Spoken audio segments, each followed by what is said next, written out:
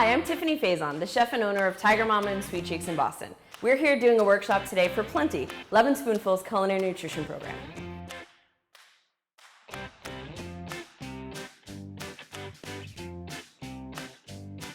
We're going to do a really cool demonstration, stove-free cooking. From time to time, we all find ourselves, whether we're a student in a dorm or in a situation where we don't necessarily have all of the cooking capabilities in the world, so we don't have a stove. We can make really great, nutritional, easy meals out of simply using a microwave. So we're going to walk through a couple recipes, really simple meatloaf, and a really great way of cooking veggies. We're going to start with the meatloaf.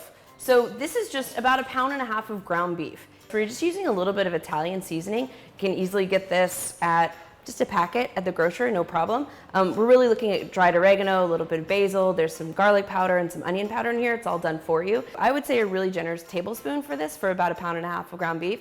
Crack 1 egg into this, a little bit of salt in here. We're just mixing this up and making sure it's really combined with the egg and the meat. So you can see that it's, I don't want to use the word slimy, but it's a little bit slimy right now. So we don't want that slime, we want something else to absorb the egg and the meat. The meat will also give off a lot of moisture as it's being cooked in the microwave. So traditionally with meatloaf, we start thinking about adding a panade, and that's like a fancy way of saying bread soaked in like milk and a little bit of garlic. But as you know, we all think about being a little bit more calorie conscious and how to get the most in terms of nutritional content. We start thinking about maybe removing bread from some things that we traditionally use it for. We'll add a little bit, like half of what we normally would. Why don't we talk about vegetable substitutes? Because really, if we're looking for moisture and flavor, zucchini provides both of those things. Let's go ahead and just grate some of the zucchini into our mix. So we're going to add this to our mix. We're not going to see much of a difference in terms of actual moisture. We're getting the same moisture content that we want, just in a totally different way. So you can see how that's all mixing together. Ultimately, you just want it really well combined. You don't want to kind of over mix it. We're going to add a little bit of our bread. So that's about half a piece of bread. And to this, I'm going to add just a little bit more salt, compensating for the vegetables that we've added and the bread. So that's kind of as combined as we want it. You still want it a little bit loose. So we've completed our meatloaf mixture, which again is our ground beef, our Italian seasoning, a little bit of salt, a little bit of bread, egg, and zucchini. Here's another hack, right? So to-go containers are everywhere, and just make sure that they're the right plastic. This can be a great lunch container. Also, this is now your vessel for cooking your meatloaf. So we're gonna take about half of this and put it into our to-go container. It's also important not to put too much in the container. You do want it to cook in a reasonable amount of time, so think about volume. The more you put in it at one time, the longer it's going to take to cook. All right. So we're patting that down just a little bit, but we're not like covering it to the brim. So our next move is making sure that we get great sauce on this. I mean, when you were a kid, what's the most craveable thing about meatloaf?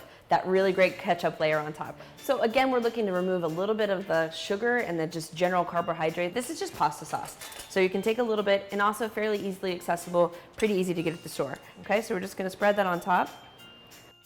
So we're gonna pop this guy in the microwave. Couple tips on putting in the microwave. This is not a one-shot Charlie, right? So you don't just put it in here, leave it for 6 minutes and go watch TV. You wanna make sure that you're checking it every minute or so, because what happens as it cooks, moisture starts to leach, things start to pop, sugar starts to caramelize. So if you come back in 6 minutes, this is going to look like a Jackson Pollock painting, okay? That's not what we're looking for. So just make sure, put it in, let's give it a minute. Don't worry about time and temperature, just a minute. All right, time to check it. So it's a minute in, not a whole lot going on here. We just want to make sure that it's not popping and going everywhere. So we're going to get a little confidence, put this in for 2 minutes, and then check it then. Our 2 minutes is up, so we're 3 minutes in total. It's looking pretty good. It's definitely got a little bit of juiciness around it. That's the zucchini. That's also the meat continuing to cook. So we're going to put it in. I'd say at this point, it's pulled away from the sides a little bit, and it's looking like it's forming into a meatloaf. Give it 1 more minute. Let's put that in.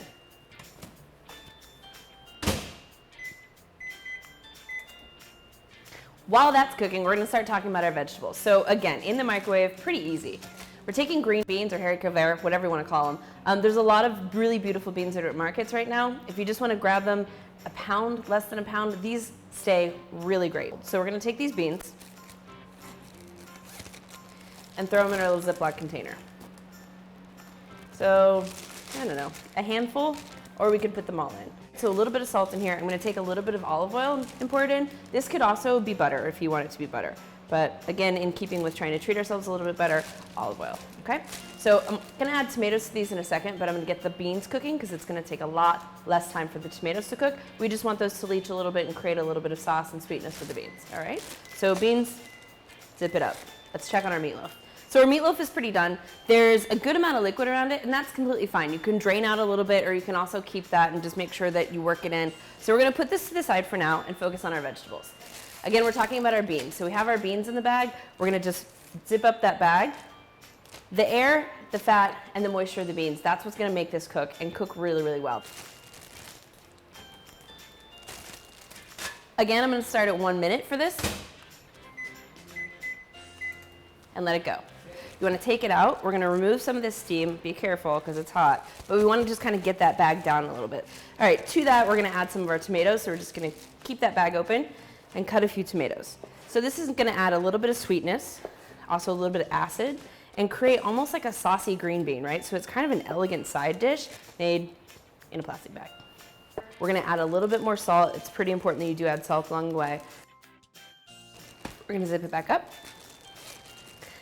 We had a minute before. I'm gonna say about 30 seconds for this, because really all we're looking to do is heat our tomatoes through and create a little bit of sauciness, and the beans are fairly well cooked already. We're gonna look at our beans and tomatoes, see what we got.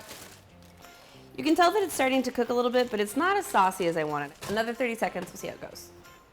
Let's put it on a plate. Let's make some dinner. We have our meatloaf ready to go, fully cooked. There's a little bit of sauce left in the bottom, no problem. Take that and just give it a little bit more moisture on top, which is nice, all right? We're gonna finish with our beans.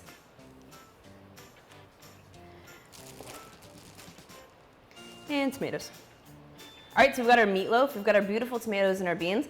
Truth be told, it's a pretty elegant little meal coming out of a microwave from a to-go container in a bag. So this is dinner. Enjoy. So thanks for hanging out with me during our no stove cooking demo. Obviously this is meatloaf and veggies, but if you think about cooking in this way, it can be a lot of things. It can be turkey meatloaf, it can be meatballs.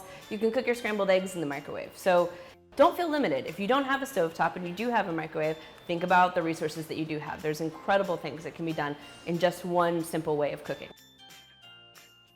To learn more about what we do and why we do it, go to loveandspoonfulsinc.org.